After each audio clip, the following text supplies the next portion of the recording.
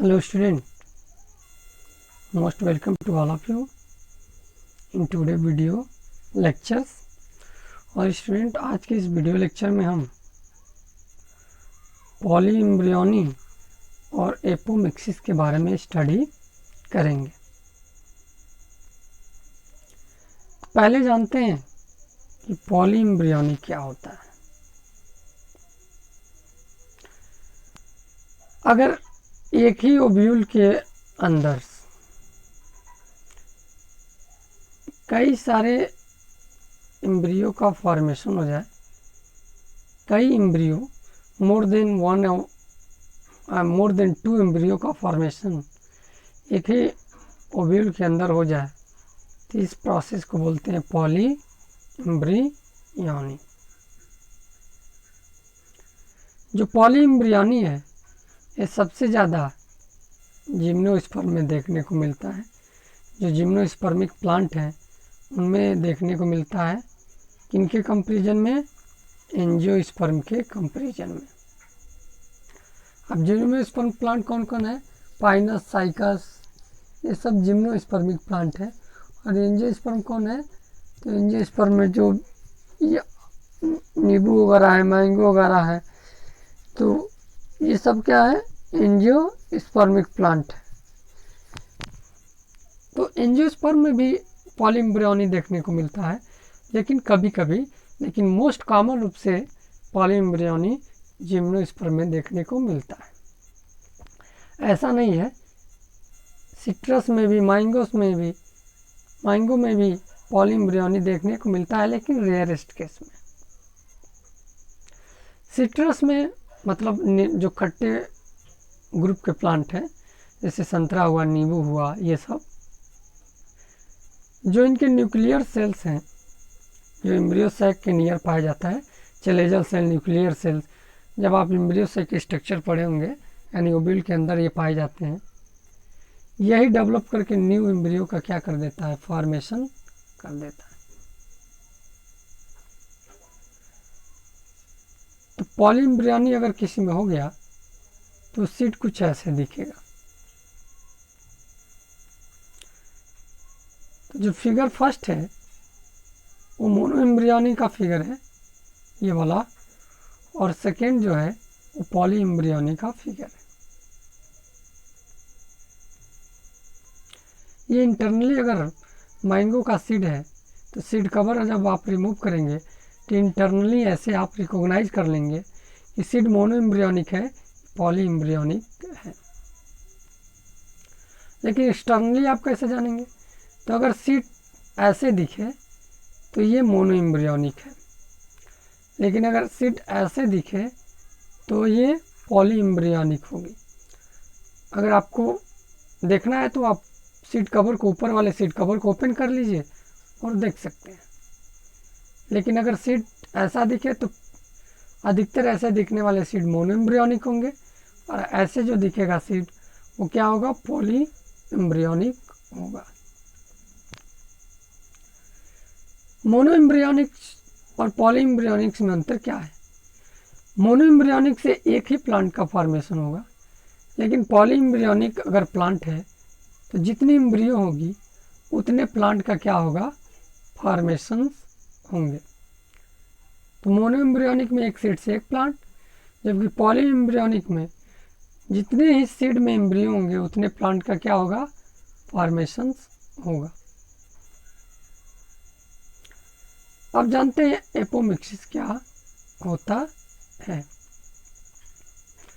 तो एपोमिक्सिस वो प्रोसेस है जिसमें बिना फर्टिलाइजेशन के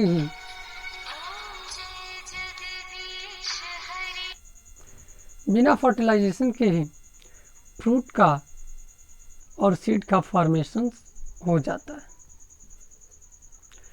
एपोमिक्सिस जो टर्म है उसको विंकलर ने सबसे पहले दिया था कि बिना फर्टिलाइजेशन का अगर फ्रूट और सीड का फॉर्मेशन हो जाए, अगर सीड का फॉर्मेशन हो जाए, उसी प्रोसेस को हम क्या बोलते हैं? एपोमिक्सिस। ये किसने कहा था? विंकलर ने कहा था। और ये जो प्रोसेस है एपोमिक्सिस की, वो मुख्य रूप से कुछ फैमिली है जैसे कि एस्टेरेसी है और ग्रास फैमिली है, इनमें देखने को मिलता है कि इनमें बिना फर्टिलाइजेशन के ही न्यू प्लांट का क्या हो सीड का क्या हो जाता है, फॉर्मेशन हो जाता है। अगर गैमेटोफाइट एपोमिक्सिस दो टाइप्स की होती है, एक एपोगैमी और एक एपोस्पोरी। अगर बिना फर्टिलाइजेशन गैमेटोफिटिक सेल से यानी हेप्लॉइड सेल से बिना फर्टिलाइजेशन का अगर एम्ब्रियो का फॉर्मेशन हो जाए तो उसे एपोगैमी या हेप्लॉइड पार्थिनोजेनेसिस कहते हैं। और अगर बिना फर्टिलाइजेशन के ही स्पोरोफिटिक सेल यानी डिप्लॉइड सेल से बिना गैमिट फॉर्मेशन के ही एम्ब्रियो का फॉर्मेशन हो जाए तो उसे एपोस्पोरी या डिप्लॉइड पार्थिनोजेनेसिस कहते हैं।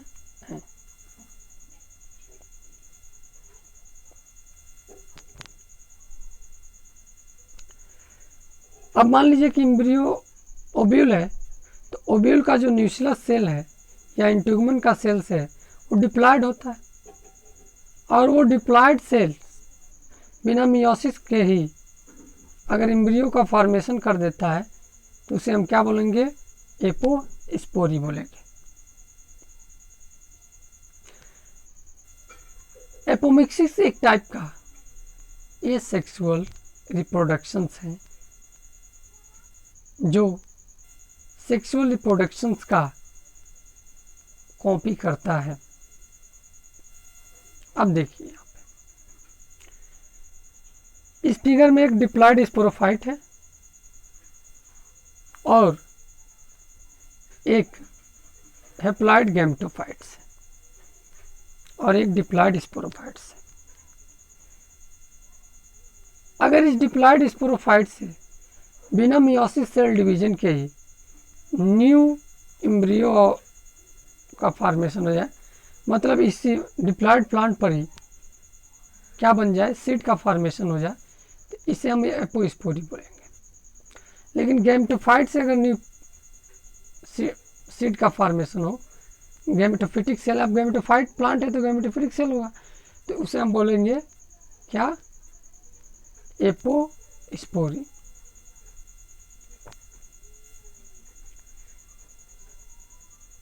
तो ये सीड का फॉर्मेशन दिखा रहा है डिप्लॉइड प्लांट पर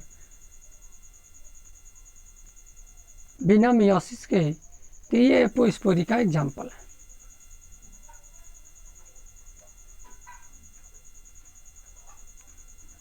ये डिटेल है गैमेटोफिटिक जनरेशन और स्पोरोफिटिक जनरेशन के। तो ये मान लीजिए न्यूक्लियस की सेल से, बिना न्यूक्लियस की सेल से जो है बिना मियोसिस किए इस सीड का फॉर्मेशन कर दें, तो इस प्रकार के सीड को हम क्या बोलेंगे, एपोस्पोरी बोलेंगे। लेकिन अगर न्यूक्लियस की सेल्स जो है यानी एम्ब्रियो साइक है, ये कहाँ चला गया, मियोसिस, और मियोसिस होने के बाद एंटीपोडल सेल बना, सिनर्जी सेल और एक सेल बना, और इससे अगर सीड का फॉर्मेशन हो इसे हम बोलते हैं, फर्टिलाइजेशन ना हो, बिना फर्टिलाइजेशन का ही अगर इससे सीड का फॉर्मेशन हो जाए, इससे हम बोलते हैं एपोस्पोरी कहते हैं।